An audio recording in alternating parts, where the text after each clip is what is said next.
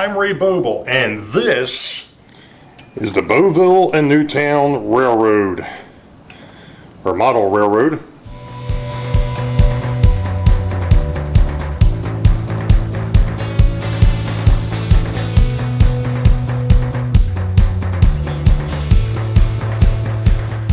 Hello Trek gang, and welcome to the Boeville and Newtown's vlog number 37 for 2021. It happens to be November the 18th, 2021, and it's been a while.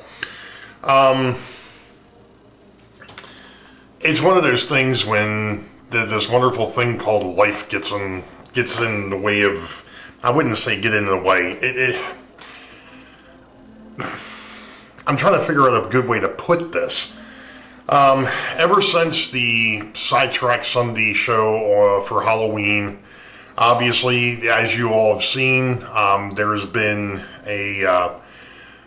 we're now running the Build Crew 2.0. It's me, Rick Bailey, John Dilly, Grandpa Rails, Roy Eltham, James Galton, and Nisi. And we're building a DPM kit. So that's, believe it or not, but because of the fact that I've been working a lot of the night shift, I haven't even had a chance to start on mine yet. So anyway, I did want to give a little bit of an update, and I've also want to give some shout outs because I've got a few new subscribers. So I wanted to get that done. And one of the other things that's actually happening this weekend, number one, I'll start off with some of the easier stuff here first. Number one, Roy Eltham will have the Build Crew 2.0, episode number 2 for team, or episode number 1 for team number 2, I should say.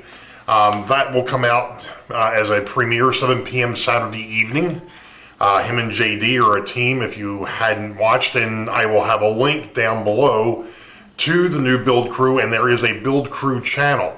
Now, let me explain how the Build Crew channel works here real quick. I'm going off on a little bit of a tangent here, but this is important because there's been a lot of confusion and a lot of questions. We decided, me, JD, and Rick, that it would be best if we had a dedicated channel, kind of like Back on Track, to be able to have a place for all the videos that we do from the build, from the bridge build, and going forward. So that way, if one of us drops YouTube or something happens, we have some place where we can all still see those videos.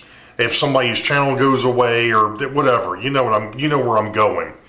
So we've got a dedicated channel for the Build Crew. Now, the way that this works is, as I said, last week, James had the premiere on his channel, and then on noon on Sunday, that video dropped into the Build Crew 2.0 channel, or the Build Crew channel. This week, Roy Eltham will have the premiere at 7 p.m. on his channel, and the video will go ahead and be set up on the Build Crew channel sometime probably around noon on Sunday. And we're going to continue to do that. I've already gone ahead and taken the bridge build videos and put those on that channel. So that's kind of what we're doing. And every time that we have new members or we add people to the Build Crew, we'll go ahead and we'll add them to the channel. We may end up dropping some folks. I don't know how that's going to work. We haven't gotten that far yet. So we'll figure it out.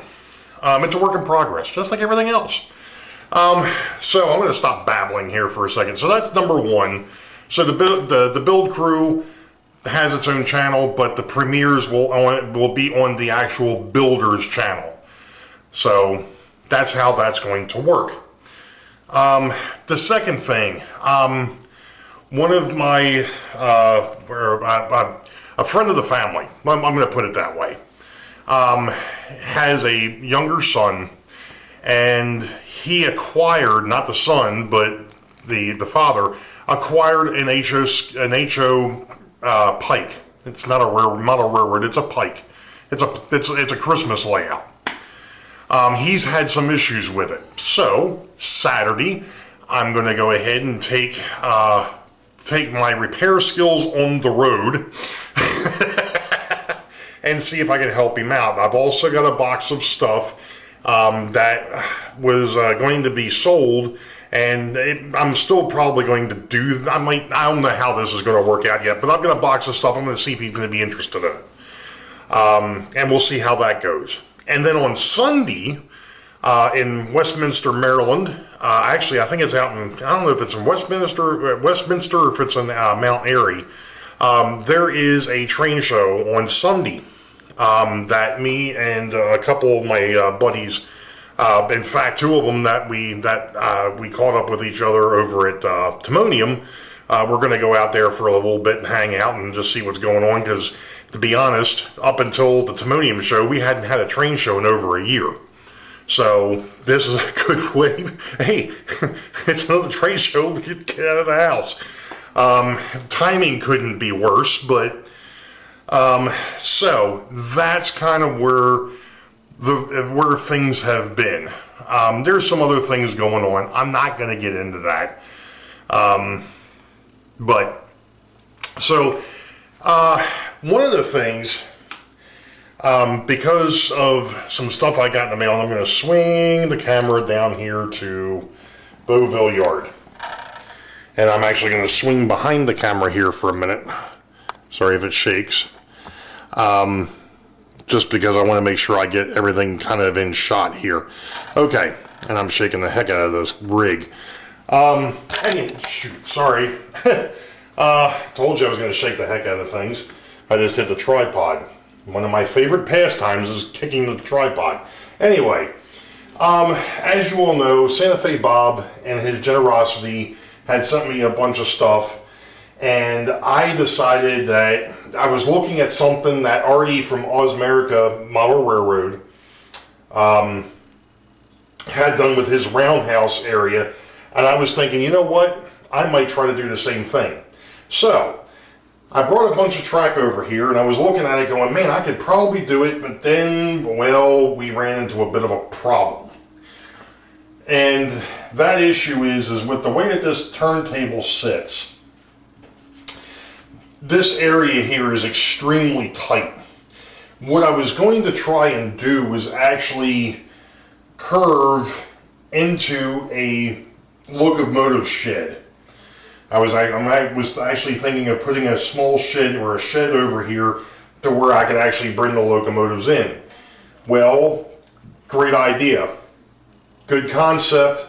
Again, one of these wonderful poor execution moments. The issue is, obviously, when you come off the turntable and you try to make that corner, you can't do it with pre-made radius. Which isn't a big deal, not a problem, because I do have some flex track floating around, and I could, in theory, go ahead and do that. The issue really became, and what I did here is I did 15, 18, and I sat out here on this last one, and it's kind of hard to see because it's on top of track, it's already there. 15, 18, 22. Well, like I said, when you get to the 22, it didn't exactly line up where I wanted it. So like I said, I think what I'm going to end up having to do, if I decide I want to try and rearrange this thing a little bit, I'm going to have to probably use flex track and just kind of flex it into place and eyeball it. I'm not really worried about it right now. I wanted to see if it was feasible. It's a possibility. Here we go again. Why the heck are you even fooling with it? It works, leave it alone. Well, true. But I wanted to try something a little bit, you know, it's one of these things that's there, it's working, but you always try to improve. So that was one thing. I know that we've already talked about the other part of this, which is the upper deck. And I'm not sure how well it's going to show up. But over here, Santa Fe Bob had actually sent me a set of girders, or a girder bridge. And at one point I had one of these truss bridges sitting up there, which was fine, it looked okay. But for car traffic, it wouldn't have worked. It was too narrow. So, lo and behold, he sends me this thing, and I'm looking at it going, you know what, if I turn this upside down, which is what I've done, because if you look, this side's got track, this side doesn't. If I turn this upside down and stick this over here, and of course, eventually I'll cut the foam down to where it's almost level, I could go ahead and just put a roadway on top of here, and the roadway I can make any width I want. And then of course the girders are actually holding the whole thing together. So I think that might be the route that I'm going to go with that. And as far as the other bridge here, which is the trolley line, I'm going to leave that one in place. I may end up still doing some other detail work on this eventually. We'll see. We'll cross, pun intended here, we'll cross that bridge when we come to it. Actually, you know what? I'm going to try and bring things a little bit closer here. Again, as I shake the living heck out of the camera. I'm actually thinking about working on that as well.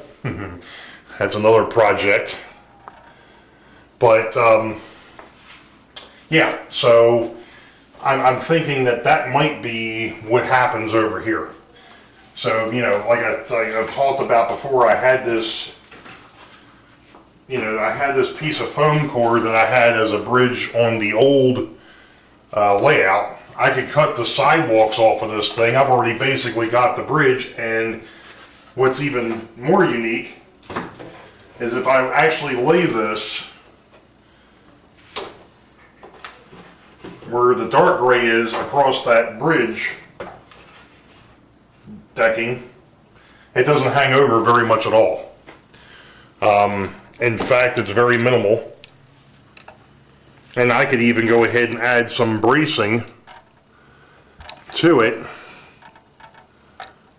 I'm not even sure if I'm looking at it or not. Yeah, there we go. I could actually, well, I don't even have to really, because it's pretty much spot on. So there we go. So that might happen. But other than that, the tripod's off kilter because the basement's had a lot. Oh, jeez. yeah, I went ahead and finally updated my cover photo on my Facebook page, and Dave Thurber from the Crooked River and Eastern is like, man, you got some nice lights down there. Yeah, I told him, I said, yeah, I just wish they were over top the layout instead of the aisleway. Because once I put the backdrop up, that side's going to get awfully dark. Which is the reason why I've got the electrical system underneath of here, which still hasn't been hooked up. The electrical system underneath of here is that I can go ahead and run overhead lighting and not worry about these things, these pot lights that are down here. So that's basically what I've been into, just messing around with a little bit of everything when I can. Like I said, with everything that's been happening here recently with work and all, I just have not had a chance to get down here and mess with this.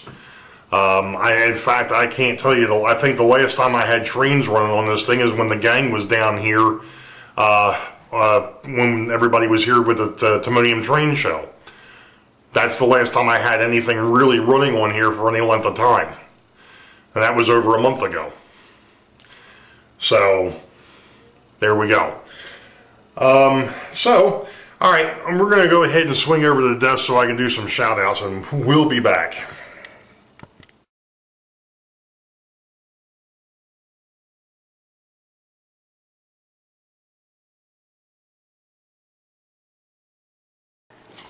Alright, as you can see from the little slide that just went through, it's shout out time. I've had a few new subscribers. One of these subscribers I'm probably not going to be able to pronounce. It's somebody, I believe, from the Czechoslovakia. So I'm not even going to attempt. Let me take it back. I'll try to at least pronounce the first part of that, and then we'll go from there. But anyway, going back into October, we got the West Florida Rail Fan. On November the 6th, I got John FBMRR. I think that might be John Foltz from the Foltz Bailey Model Railroad. You know, the guy that actually works on the layout over at Rick the Tree's place. But sorry, Rick. Rick and the R and L Railroad was also on November the 6th. And here's our friend from Czechoslovakia, I believe. It's Vata Tovo. Yeah.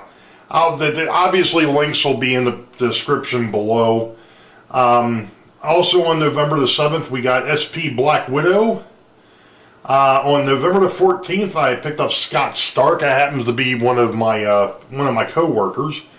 And then on November the 17th, we picked up Matthew Hobbs Railways. I believe that one there might be one of our friends from over the pond. The small pond. Yep, definitely British. So, or English. Either way. So, that's the new subscribers. Right now, I'm sitting at 449. And I know that actually I've talked to Heath and Jason and a couple other folks about this. I've actually started going back into some of my older videos and updating the links, or not the links, but the tags. Because a lot of my very early stuff, none of it was tagged. So it wasn't searchable. That's number one. Number two, as you all have probably noticed, here of late, I found out that Filmora Wondershare actually has a thing called Snapshot. So when my neat little thing comes up and it tells you what the video is about, I can actually pause the video in Filmora and snapshot that, and that's what I'm using for the thumbnail. I realize it's always a black background with my logo, but the wording and all changes. I'm sorry, it's my way of doing it. If it doesn't work, it doesn't work. So be it. Anyway, but that does bring me up to one other thing. With the build crew, we talked about the fact that James Galton and I are teamed up together. James is a fairly accomplished model builder. I mean, he's built quite a few structures over the last year or so. Some of them are remote, some of them are kit bashed. But at any rate, so he's a fairly accomplished modeler. What he is not real sure on is video editing, and it's one of the things that I kind of helped him out. If you saw the one last week, I actually helped edit that out for him because he was unsure how to do it. And not only that, but Filmora is not freeware. You have to buy it.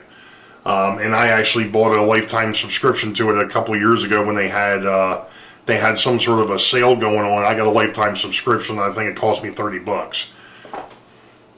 And they send me updates and so on and so forth for it. And I've become very comfortable with running that software.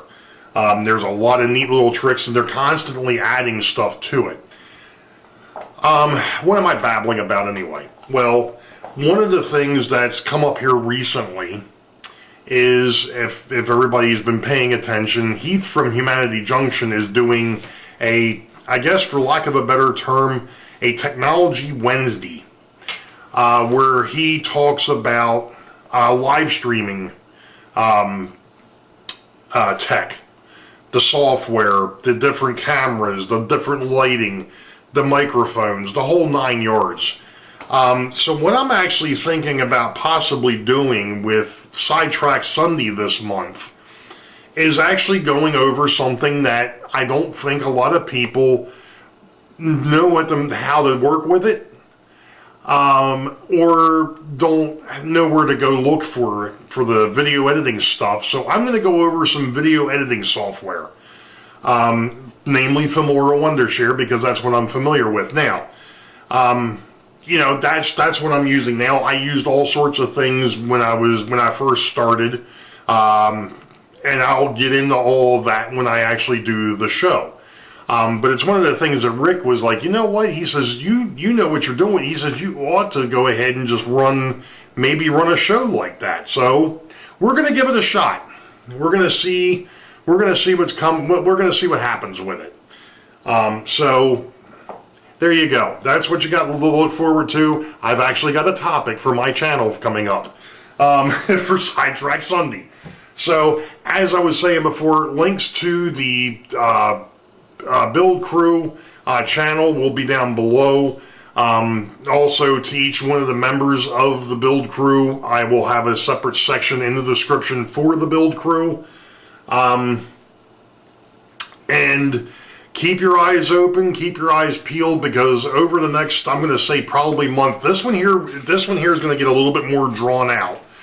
And it's not so much that it's a tough kit to build, but because of the fact that we've got 3 teams building, and then we're also going to have the mentors, that would be me, JD, and Rick. I don't know how Rick became I'm only kidding. I'm only kidding. We kid because we care, Rick. It's just like when we blame Heath for everything.